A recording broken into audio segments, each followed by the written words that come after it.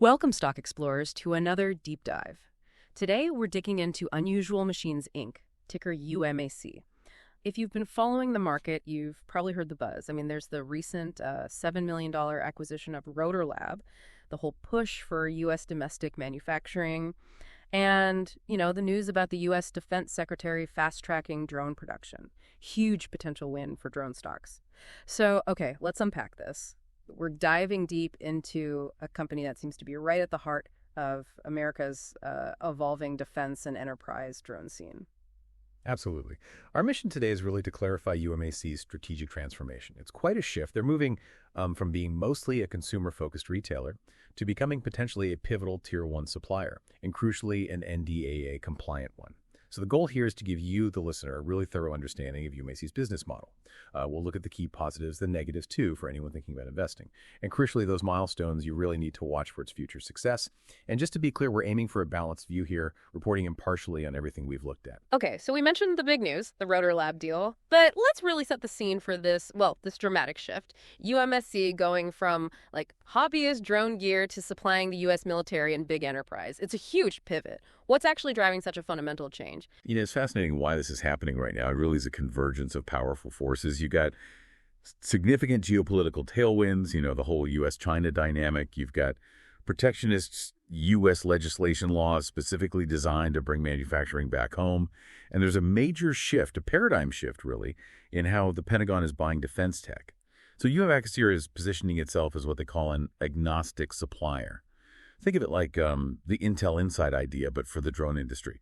They want to provide the critical bits, especially U.S.-made motors, to any prime contractor. That includes whoever wins contracts under the Pentagon's big Replicator initiative. And this agnostic supplier model, it's clever. It's more than clever, actually. It really helps with stability. While other companies are betting on, which specific drone platform wins the big government contract, UNC is basically selling the picks and shovels to everyone digging for gold. It means their success is tied to the entire industry's growth, not just one single project.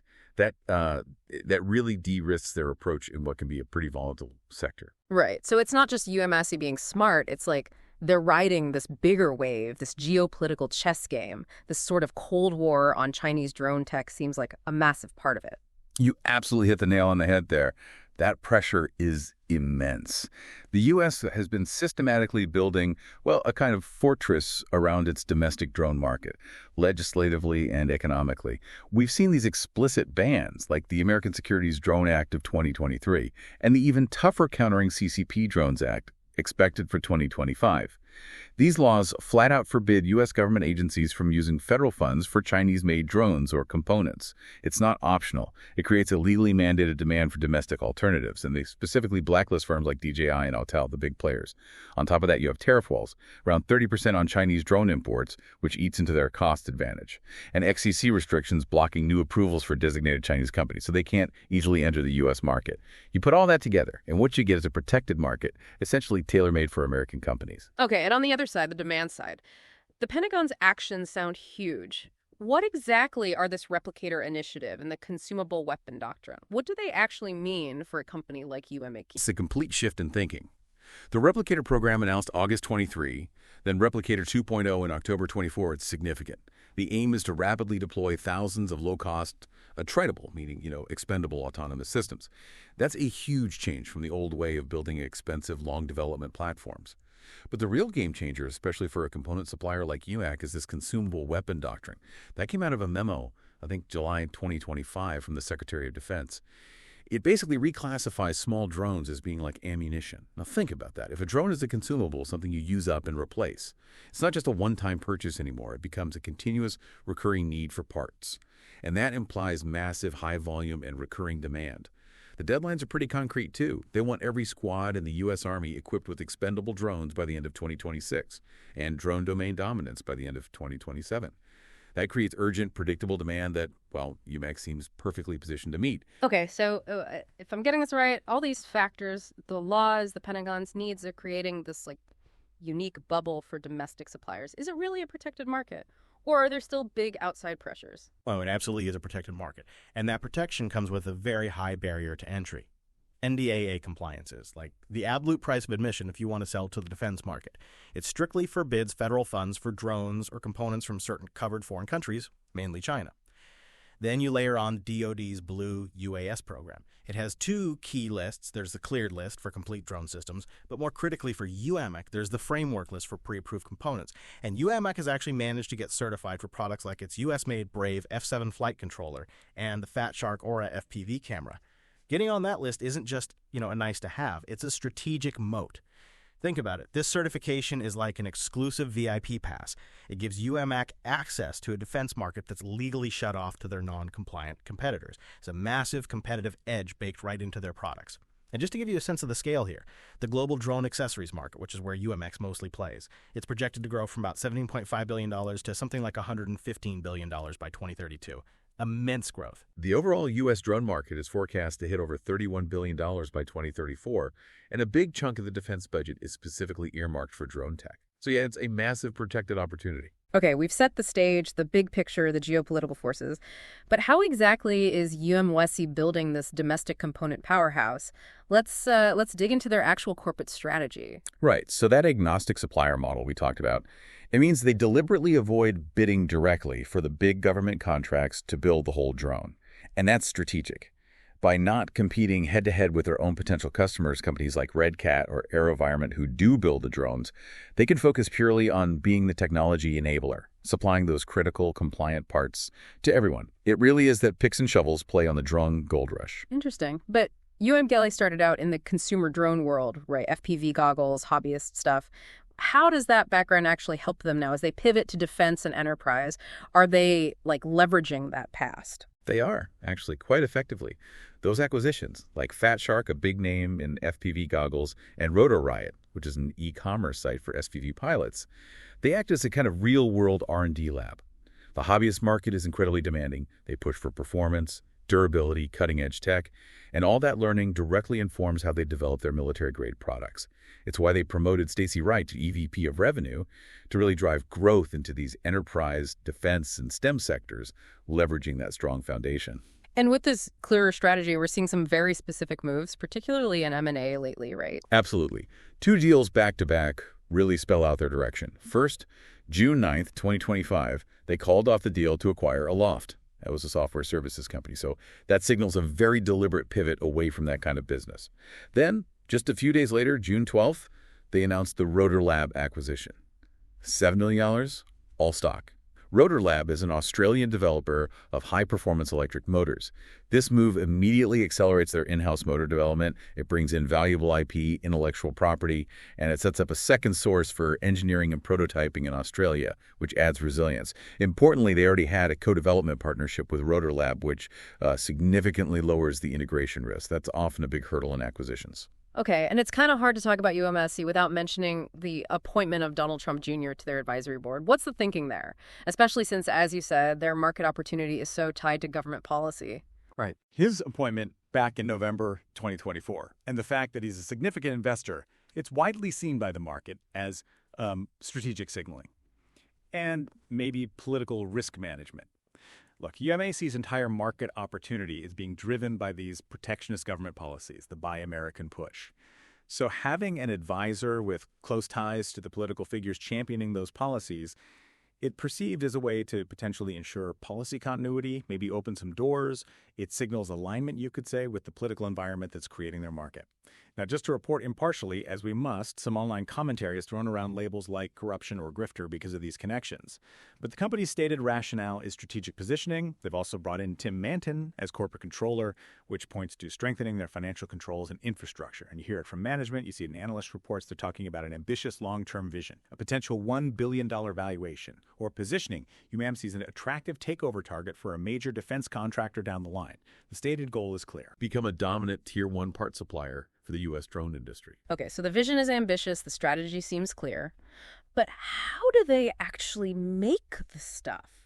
Let's zoom in on the operations. The Orlando Motor Factory seems key. It is absolutely central. It's not just a building, it's really the engine of their new strategy. It's a 17,000 square foot facility, and production is scheduled to start in September 2025. That date, September 2025, is a critical milestone for investors to watch very, very closely. Initial capacity is planned for over 50,000 high-performance brushless motors per month. They're starting with common, high-demand sizes 2207, 2807, 3D220, which they co-developed with Rotor Lab for performance and easy integration. And that Rotor Lab acquisition we just discussed, it directly supports this. It brings the IP, the engineering depth, and it provides that supply chain resilience with Australia as a crucial second source for engineering, maybe even prototyping. Okay, motors are central. What else is in UMAC's component portfolio for this new defense and enterprise market? Right, they're building out a whole suite of components. Currently, they have the FPV goggles through the Fat Shark brand, giving pilots that immersive view. They've got crucial U.S.-made flight controllers, like the Brave F7 that's basically the drone's brain, that's Blue UAS approved. They also have electronic speed controllers, ESCs, which manage power to the motors, also Blue UAS approved. And FPV cameras, like the Fat Shark Aura, providing that real-time video feed, also Blue UAS approved. They're hinting at plans for complete product suites down the road. And they're using advanced manufacturing too, like HP Multijet Fusion 3D printing. This isn't your hobbyist printer. It's industrial grade, capable of making complex, strong parts quickly perfect for military drone needs. They showcased all this at AUVSI Exponential 2025, which is a major defense industry show. And meeting military standards requires serious quality control and supply chain management. How are they tackling that? That's absolutely critical, yes. They're implementing a dual sourcing strategy for key raw materials. So sourcing from both domestic suppliers and approved international ones where allowed. They're also moving towards more vertical integration, like trying to source rare earth metals crucial for motors from U.S. mines eventually. That helps with NDAA compliance. And again, those roots in the demanding FPV hobbyist world, that actually provides a solid foundation. Hobbyists demand high performance and durability, so they already have experience building robust products. The whole domestic drone component supply chain is running hot right now to meet demand, which just underscores how urgent UMAC's scale-up really is. Okay, let's shift gears slightly and talk numbers. UMAC is in this big transition. High growth, but not yet profitable. What does that look like financially for potential investors? Yeah, it means you're looking at a company investing heavily in its future right now. That $40 million public offering back in May 2025, it did cause significant shareholder dilution, meaning more shares outstanding, so each share represents a smaller piece of the company.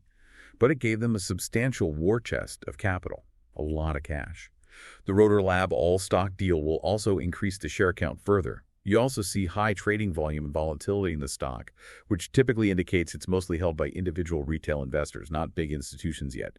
But maybe the most compelling financial point right now is their balance sheet. They've got over $40 million in cash and zero debt. That's not just good housekeeping. It's a strategic weapon. It signals financial stability to potential defense partners and de-risks UMAC as a supplier. Right, so they have the cash, but what's the path to actually making money look like? Well, currently they are operating at a net loss under GAAPs. That's the standard accounting framework. It was a $32 million loss for 2024 and $3.3 million for the first quarter of 2025. But the revenue growth is definitely robust. Q1 2025 revenue hit $2.05 million. That's a 59% increase compared to the same quarter last year, and it marks 5 straight quarters of record revenue performance. So the top line is growing fast. Management has put a target out there for reaching cash flow positivity. They're aiming for an annual revenue run rate of somewhere between $15 million and $20 million. And they hope to hit that target sometime in mid to late 2026. And that consumable weapon doctrine we talked about, that could potentially lead to recurring revenue streams, much like selling ammunition is a recurring business. Okay, makes sense. But the valuation with those losses, it must look pretty stretched on paper, right? It does. By traditional metrics, yes. If you look at something like the price-to-sales ratio, which compares market cap to revenue, it's high, around 43.1x. That looks significantly overvalued compared to many established companies. However, analyst price targets are averaging around $19, with Litchfield Hills even at $20. This really reflects what the market calls a story stock. The valuation isn't based so much on current earnings, but heavily on the future potential, the narrative of rapid growth in this protected market. So the path to justifying, and maybe increasing, that valuation depends entirely on execution. Flawless execution, really. Successfully launching the Orlando factory on time, scaling production efficiently, and, crucially, winning significant B2B and B2G that's business-to-business and business-to-government supply contracts. That proves the shift away from consumers working. So, for you, the listener, things to monitor closely. Keep watching that revenue growth as it's staying above 50% year over year. Look for improvement in gross margins from the 24% in Q1. As motor sales ramp up, that should theoretically improve. Track the BD/BD/DG sales mix is becoming a larger percentage of revenue. It was about 13% in Q1. Keep an eye on the cash burn rate. And of course, any operational updates on that Orlando factory. Oh, and one more thing on the investor base. It's mostly retail now, only 4.8% institutional ownership. But UMAC's inclusion in the Russell Microcap Index, which happened June 30th, 2025, that's actually a pretty significant catalyst. It should drive more institutional demand and lend credibility, as index funds will now need to buy the stock. Got it. So how does UMC stack up against competitors? Are they going head-to-head with, say, an AeroVironment or a Red Cat? That's a really important distinction. No, not directly. Unlike companies like AeroVironment or Red Cat, which build the entire drone platform, UMAC is a component specialist. Motors, controllers, cameras. This means their success isn't totally reliant on winning one specific prime contract for a drone. It's more tied to the growth of the entire U.S. drone industry. It really is that picks and shovels strategy again. In fact, their relationship with Red Cat Holdings is actually quite symbiotic. UMAC was originally spun out of Red Cat assets like Fat Shark and Rotor Riot. And Red Cat is UMAC's first official U.S.-based customer for drone motors. They're even collaborating on Red Cat's FNG defense drone. So it's more of a partnership, not direct competition there. So UMAC's competitive strengths really boil down to a few key things. That NDAA and Blue UAS compliance is a huge moat. They have a first-mover advantage, specifically in U.S.-made drone motors at scale. They've got that strong financial position, the cash cushion. And there's this unique investor perception right now, seeing them as a potential clear winner in this specific drone component niche. They're really operating in a distinct space. They're not competing with, say, Kraken Robotics, which does underwater stuff. Totally different market. Okay, that clarifies the competitive landscape. Now, let's turn to the critical part, the risks. An investment like this clearly carries a high degree of risk, right? Along with the potential reward. Let's break those down. Absolutely crucial to understand these. First, you have plain old execution and operational risks. There's always the potential for delays at the Orlando factory. Missing that September 2025 start date would be a negative signal. Supply chain disruptions are always a risk, especially for critical materials like rare earth magnets for the motors. And while, yes, the pre-existing relationship helps, integrating Rotor Lab still carries risk. Mergers don't always go smoothly. Then there are the financial and market risks. That high cash burn rate we mentioned. If revenue doesn't ramp up as planned, they might need to raise more money later, which can mean further dilutive financing. The stock itself is highly volatile, and it has significant short interest, meaning many investors are betting against the stock that its price will fall. That can add downward pressure. And perhaps the biggest vulnerability honestly lies in political and regulatory risks. UMAC's entire market opportunity, as we've discussed, is being created by specific U.S. protectionist policies. A change in the U.S. administration could, theoretically, reverse these Buy American mandates. That could suddenly reopen the market to fierce Chinese competition. And while the Donald Trump Jr. appointment might be seen as a hedge under the current political alignment, it could just as easily become a liability under a different administration, attracting negative attention or scrutiny. We have to acknowledge that potential perception issue. Also, just generally, DoD budgets and procurement timelines can be unpredictable. They can shift. Finally, there are technology and competitive risks. Drone components can become obsolete quickly due to rapid technological advancements. It's possible larger established defense contractors might decide to enter the component space themselves, creating more competition. And the Pentagon's focus on low-cost drones could put downward pressure on prices and margins eventually.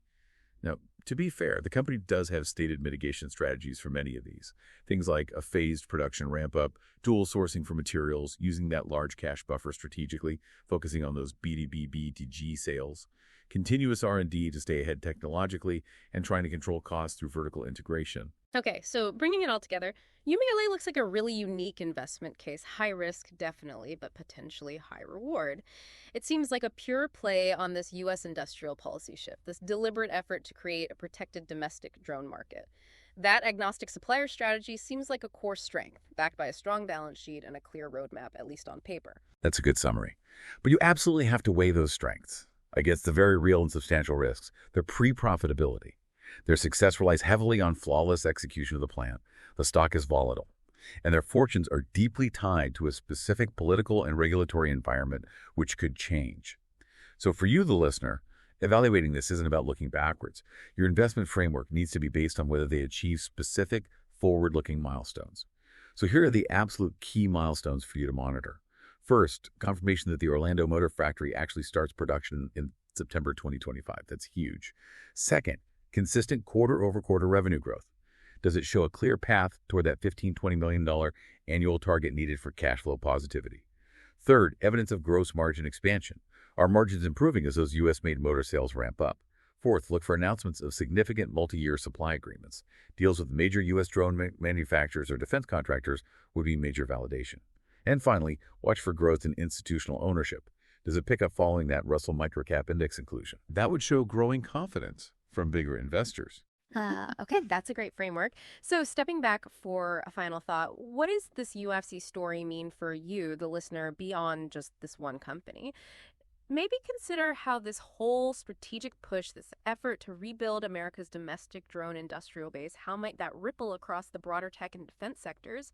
It could potentially create opportunities and shifts far beyond just UMAC itself. Something to think about. All right, if you found this deep dive valuable, please remember to subscribe to Stock Explorers, hit that like button if you enjoyed it, and definitely activate notifications so you don't miss our next exploration into the forces shaping the markets in our world.